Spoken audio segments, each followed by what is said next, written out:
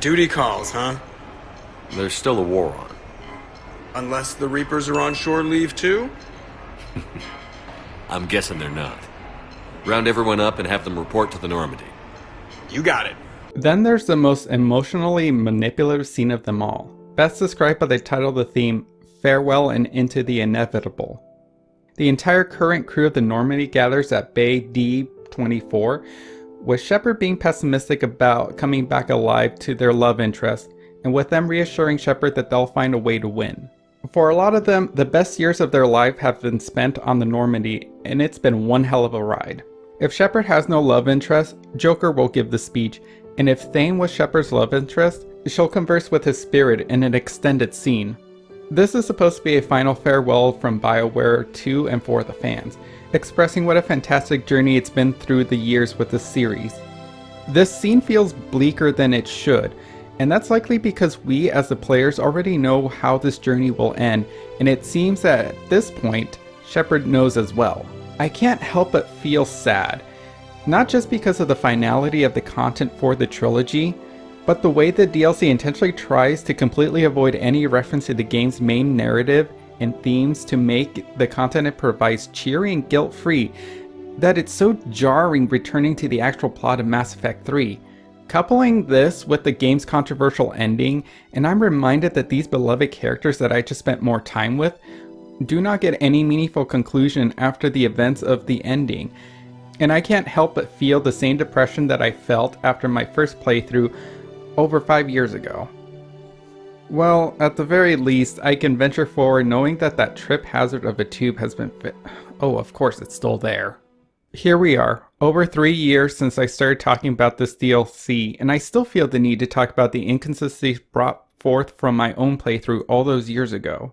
I've sat here on my computer for hours trying to come up with the best way to gather my feelings and express them in some coherent way to conclude this series.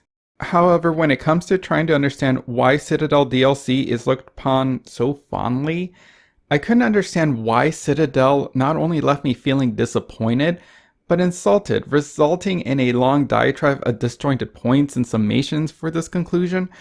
It wasn't until I listened to my friend and fellow YouTuber Lessons Learned summation of the Citadel DLC in his own stream that I realized why Citadel as a whole doesn't sit well with me. I'm going to take a moment here. Just stop this situation. I will say this. I am not a person who can, with any authority, tell anyone that they should not enjoy the game for X, Y, or C. So if you like the fact that, you know, it's the characters and the romances and the shipping and the fan service around characters, then that's great.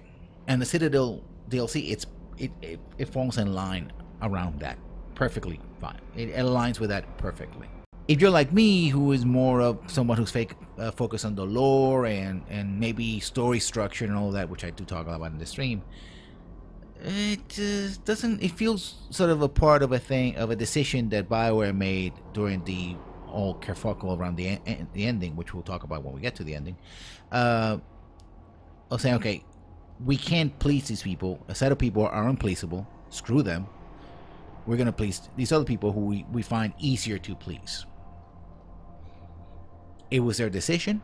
They made it. It made some sense, financial sense. But I think in the long term, it didn't pay off. And I think that's one of the problems that Andromeda had, trying to keep those folks happy, which mostly they did, bring back the people like me who were not so happy with how things ended, and then expand a new audience, which it didn't particularly grab. And that's the main issue with the Citadel DLC. BioWare chose to focus on character interactions a certain section of the fan base wanted to see, at the expense of the rest of the fans who not only enjoyed the Mass Effect characters, but also enjoyed the Mass Effect lore, the world building, the storytelling aspect of the game.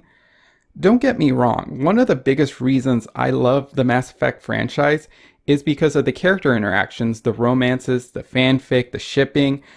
However, I would have expected better from BioWare in how to implement these fanficky elements into their lore if they wanted this to be canon, without Citadel as a whole feeling so jarring to the rest of the Mass Effect 3 story and the lore of the trilogy. This is why I've been keeping track of the number of times the Reapers, the main conflict of Mass Effect 3, were mentioned to demonstrate how the game goes out of its way to avoiding even mentioning them. There's only one time the Reapers are mentioned by name during the plot of Citadel. With the other 2 times, I don't count towards the tally because it's optional dialogue. And with any mention of the main conflict of Mass Effect 3 simply being referred to as the war, which personally doesn't carry the same weight since it downplays the unprecedented threat that the Reapers pose. As stated before, the reason is likely to make the player character not feel guilty about wasting time on the Citadel playing crane games with Zaid, while nearly indestructible spaceship-sized aliens continue their path of genocide.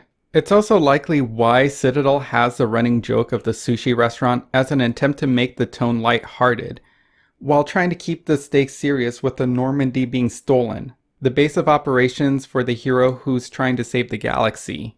It's not like Mass Effect hasn't had humor and one-liners before, but it's never been as heavy-handed as in Citadel, as if the characters had a bout of humorous Hawk.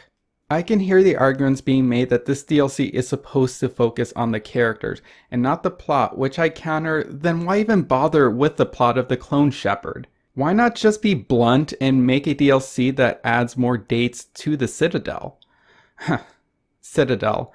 The fact that this DLC takes place on the Citadel would be incidental if it weren't the only hub map in Mass Effect 3, but I guess calling it Mass Effect 3 Waifu would be too on the nose.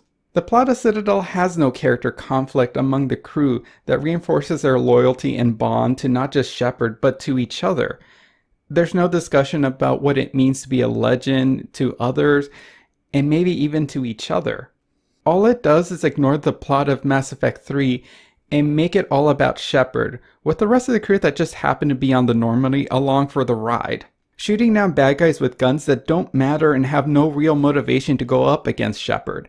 Hell, the Omega DLC at the very least gave Shepard the motivation of helping Arya in her quest for vengeance for resources to aid in the war. While having no framing device around these dates in the guise of shore leave with a nonsensical plot would have been bare minimum, it could have given BioWare more time to flesh out some of these dates and making the interactions at the party feel more dynamic by scripting them, or at the very least make the DLC's price tag a little lower, but I guess we have to have something to shoot at. There could have always been the option of making Citadel non-canonical in terms of taking place after the trilogy, only using your save data to see who's still alive and have Shepard be around while hanging out with the whole post-war wish fulfillment without explaining it. Kind of similar to an alternate reality DLC like the Darkspawn Chronicles.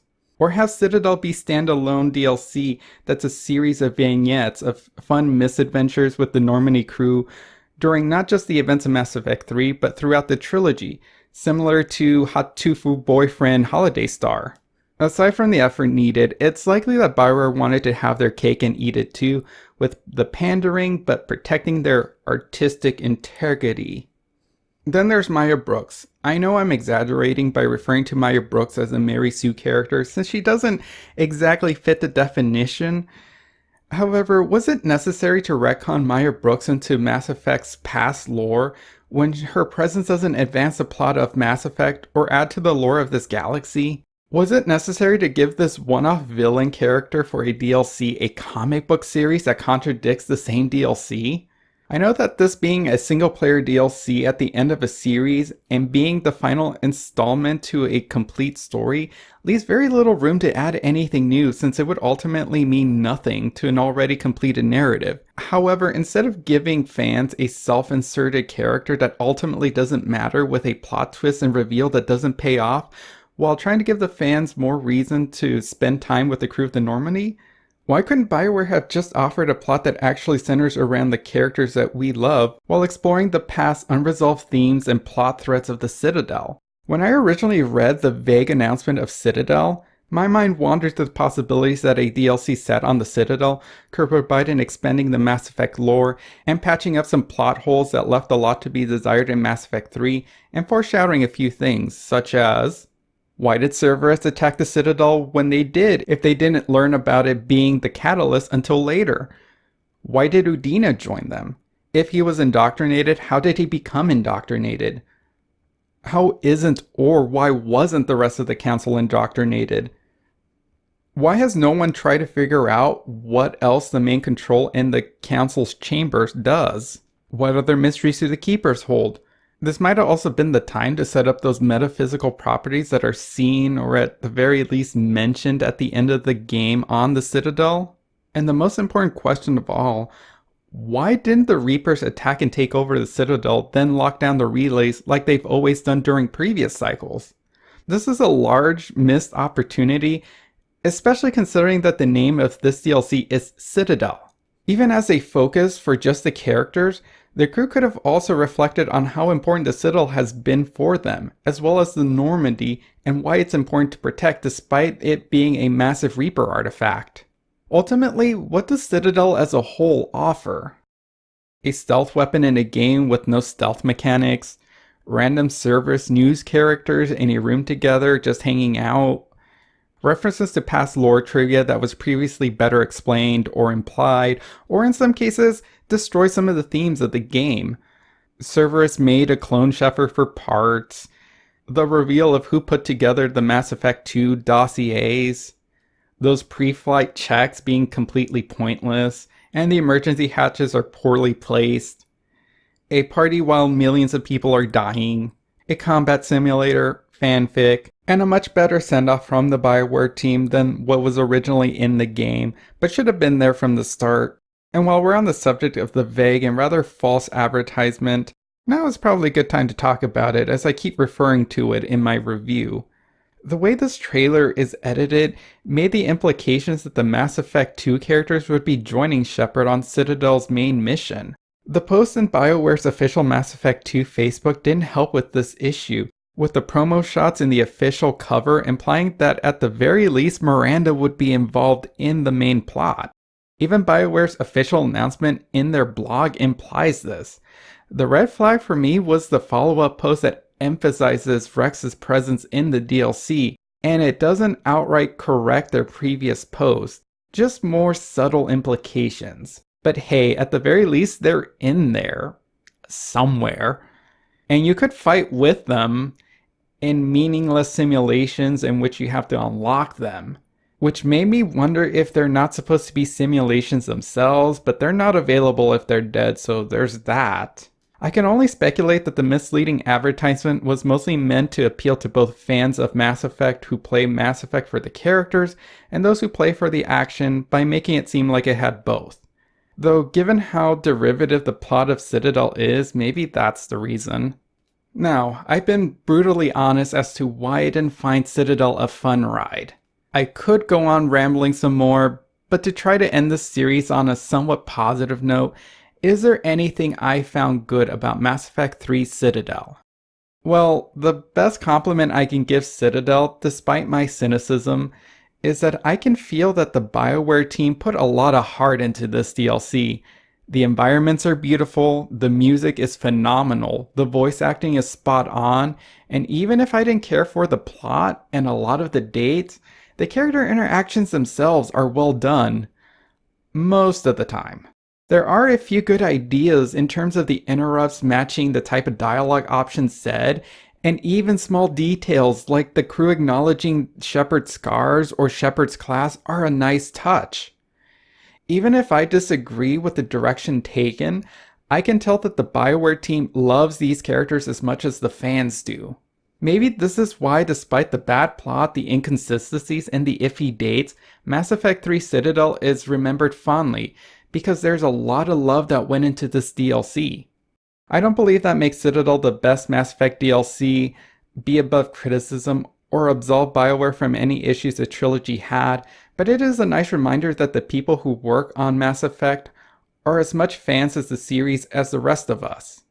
If a fan hasn't played Citadel yet, is this DLC worth picking up? That's going to depend on what the fan is looking for. If they want something that's going to tie into the plot of the Mass Effect trilogy and offer character development, this DLC may not be for them. However, if a fan is looking for another reason to load up their copy of Mass Effect 3 to shoot up enemies that doesn't involve the multiplayer, or even if they're just looking to hang out with the crew, regardless if the plot or the dates make any sense, then they're likely to enjoy this DLC. If you're a completionist like me, I would wait until you see this DLC on sale. At the very least, if you enjoy playing through Mass Effect 3 and Mass Effect 2's Stolen Memory, you'll enjoy shooting your way through the Citadel. Had I originally completed this review when I started it, like years ago, I likely would have said something optimistic about the possibility of BioWare taking what they learned from Mass Effect 3 and combining it with the love and effort they put into Citadel to making a possible fourth Mass Effect game into something that is just as fan-pleasing as Citadel and Mass Effect 1 and 2, but of course, we all know how that turned out. I don't think any goodwill gained from Citadel, and to a lesser extent, Dragon Age Inquisition ultimately helped BioWare with Andromeda. But even then, I don't think the BioWare as a whole that created Citadel is the same that created Andromeda. If you enjoyed Mass Effect 3 Citadel, despite my criticisms of both it and BioWare, I take no issue with it, and I see why some of these moments are beloved, but I think it's important to be critical of everything, especially the things you love. I think BioWare could have done a better job at pleasing the larger part of their fan base, rather than just a small section that loves the shipping, speaking as someone who falls into this category, but I hold no ill will towards anyone who loves Citadel. As for Andromeda, I could see glimpses of some of the good of Citadel when it came to the Tempest's one-on-one character moments with Ryder, and I did enjoy the movie night scene.